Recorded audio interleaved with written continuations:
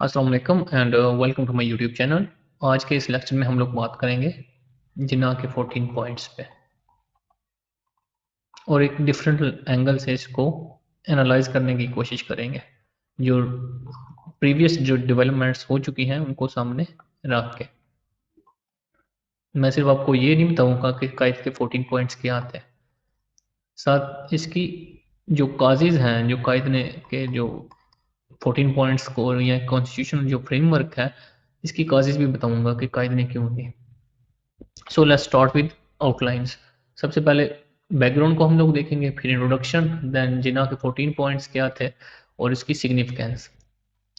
Background की बात करें तो आपको पता है कि लखनऊ पैक्ट में क्या होता है, फिर हिंदू मुस्लिम यूनिटी डेंजर में होती है और खिलाफत मूवमेंट फेल्यूर होता है, नॉन कॉपरेशन भी फेल हो जाती है, फिर हिंदू मुस्लिम राइट्स जो हैं वो इमीडिएटली आफ्टर खिलाफत मूवमेंट स्टार्ट हो जाते हैं, फिर शुद्धि संगठन की जो तहरीकें हैं वो जोर पकड़ती हैं और फिर दिल्ली प्रपोजल को भी रिजेक्ट कर दिया जाता है और उससे बढ़ के फिर नेहरू रिपोर्ट दे दी जाती है।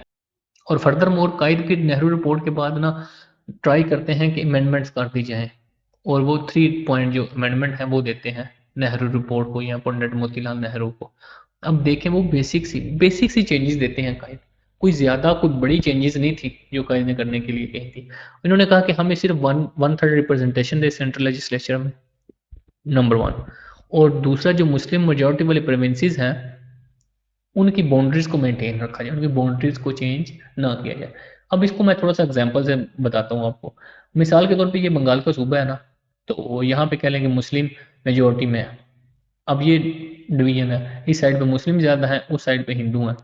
तो यहाँ पे कह लें कि 60 मुस्लिम है, यहाँ पे 40 हिंदूज हैं। अब अगर टेरिटरी को थोड़ा सा चेंज कर दिया जाए, ये इस टेरिटरी को यहाँ तक ले इस तरह कर चेंज कर दी जाए टेरिटरी, तो ये दरमियान में जो हिंदू मुस्लिम है वो तो मिनॉरिटी हो जाएंगे ना, उसको तो डोमिनेट करेंगे हिंदू। और अगर हिंदू इस चीज़ को डोमिनेट करते हैं तो ये जो नीचे वाले हैं मुस्लिम हैं, इनका भी जो इन्फ्लुएंस है वो भी कम हो जाएगा। सो इस चीज़ के प्रिवेंट किया कायदे ने कहा कि 10 ईयर्स के लिए अपनी बाउंड्रीज को चेंज नहीं करना जिससे जो मुस्लिम मेजोरिटी है वो हिंदू में कन्वर्ट हो जाए। और तीसरे नंबर पे उन्होंने कहा कि जो प्रोविंसेस हैं इनको रेजिडरी पावर, मतलब जो कॉन्स्टिट्यूशन है वो फेडरल होना चाहिए, यूनिटरी नहीं होना चाहिए। मतलब इससे इनका मुराद ये था कि हमारे जो राइट्स हैं, जो प्रोविंशियल ऑटोनॉमी है वो कायम रहे और फेडरल कॉन्स्टिट्यूशन बने। और इस चीज़ को कायद कहते थे कि जो मुस्लिम मेजोरिटी वाले जो प्रोविंसेस हैं वहाँ पे मुस्लिम की अपनी हुकूमत होगी। बेसिक मकसद इनका ये था, ठीक, फेडरल कहने का। अब इसको इमीडिएटली रिजेक्ट कर दिया जाता है, कायदे के जो प्रपोजल हैं इनको रिजेक्ट कर दिया जाता है। पहले दिल्ली प्रपोजल को रिजेक्ट कर दिया जाता है, फिर ये जो अमेंडमेंट देते हैं उनको भी रिजेक्ट कर दिया जाता है। तो कायदे की जो थिंकिंग है ना वो चेंज हो जाती है। अब इनको एक चीज़ तो क्लियर कर पता चल जाती है कि हिंदू मुस्लिम यूनिटी कोई नहीं है, ये बस एक एक कॉन्सेप्ट ही है कि हाँ हिंदू मुस्लिम यूनिटी होगी, प्रैक्टिकली ये वर्क नहीं कर सकती। कायदे की थिंकिंग चेंज हो जाती है। तो इसीलिए वो फिर वन स्टेप फर्दर जाके अपने 14 पॉइंट देते हैं ताकि मुसलमानों को जो कॉन्स्टिट्यूशनल सेफ गार्ड्स हैं, जो माइनॉरिटीज़ को सेफ गार्ड है वो कॉन्स्टिट्यूशनली मिले, ना कि इस तरह के एग्रीमेंट करके। सो इंट्रोडक्शन की बात करें तो हिंदू मुस्लिम की यूनिटी की जो एफर्ट्स 1911 में स्टार्ट होती हैं और हिंदू मुस्लिम यूनिटी अपनी पीक पे जाती है 1922 तक। और उसके बाद इसका जो एंड है वो 1928 की नेहरू रिपोर्ट के साथ हो जाता है। और इसके बाद कायद पर strong desire for Hindu Muslim unity, लेकिन मैंने आपको बताया कि उनकी अब जो थिंकिंग है, जितनी भी डेवलपमेंट्स हुई हैं उससे चेंज होना स्टार्ट हो जाती है। और क्योंकि जो बेसिक डिमांड है, दो तीन डिमांड की थी, इसके बदले में इन्होंने सेपरेट इलेक्टोरेट को भी गिव अप कर दिया था, लेकिन इनकी डिमांड्स नहीं मानी जाती।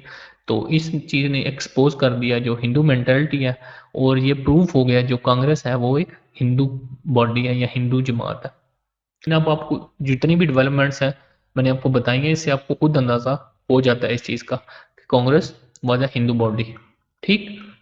और मौलाना मोहम्मद अली जो खिलाफत मूवमेंट के लीडर थे, ठीक है, जो पैन इस्लामिज़्म है, जो पैन मुस्लिमिज़्म है, उसके वो लीडर थे।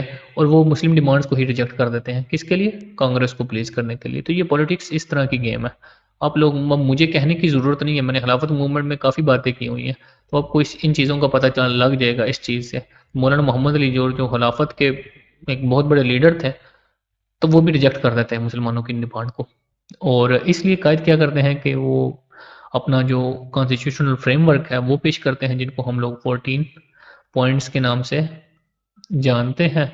और ये इसलिए कि मुस्लिम जो राइट्स हैं उनको प्रोटेक्ट किया जा सके, जो माइनॉरिटीज़ के राइट्स हैं, जो हिंदू एक्सप्लॉइट करने की कोशिश कर रहे थे, वो ना हो।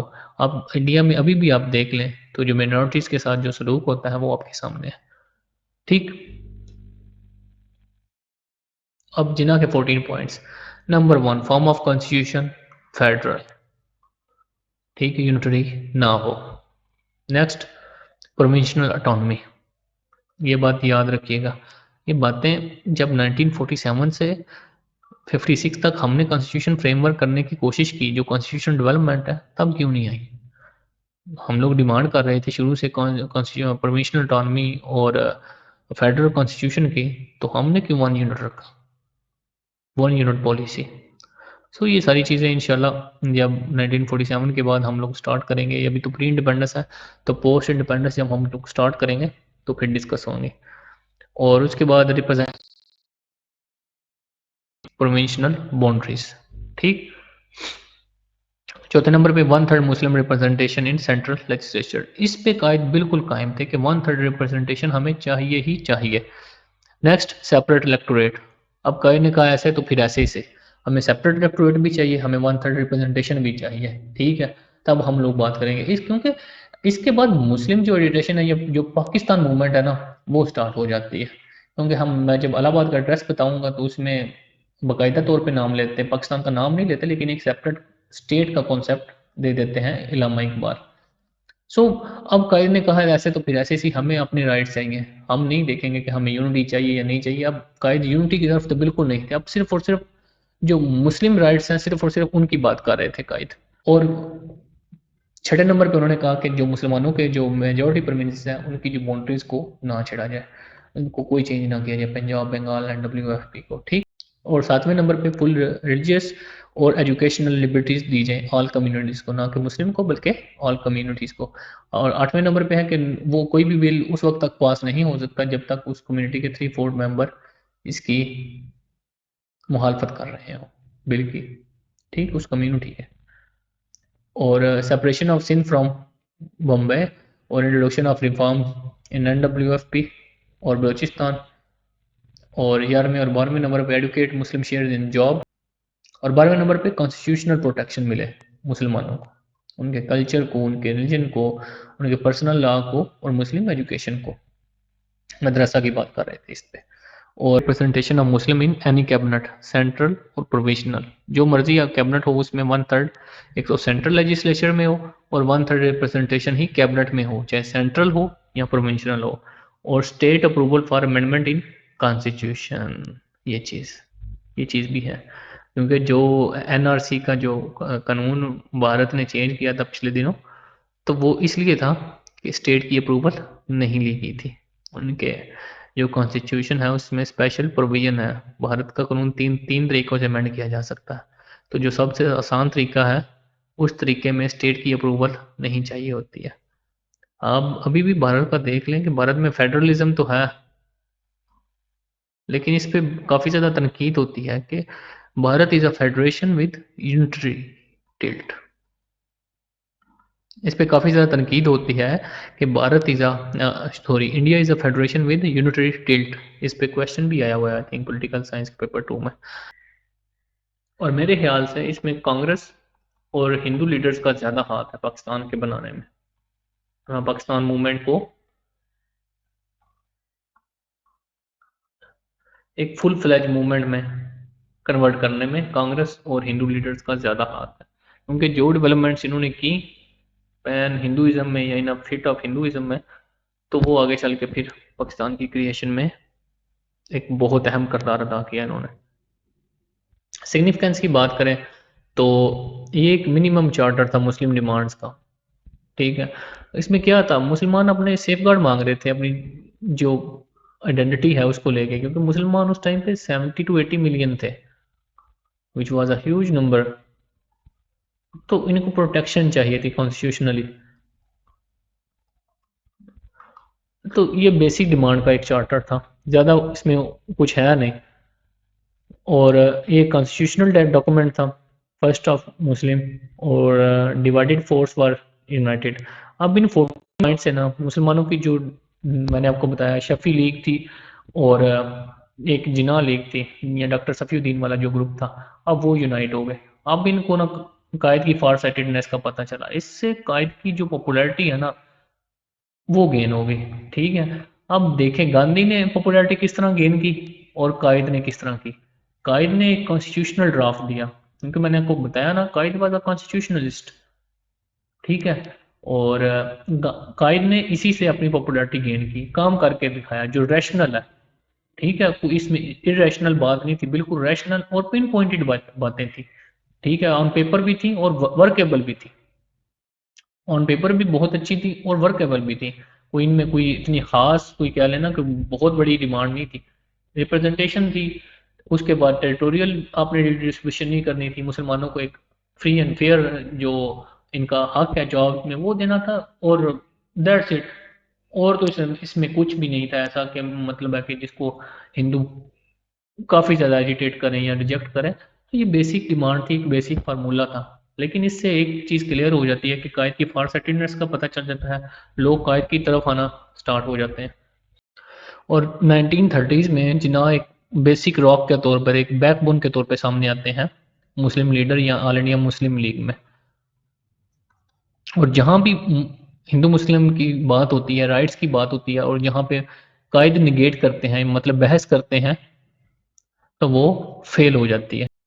और इसीलिए कायद मेन प्लैंक या मेन हिस्सा बन जाते हैं मुस्लिम स्ट्रेटजी का 1930s में।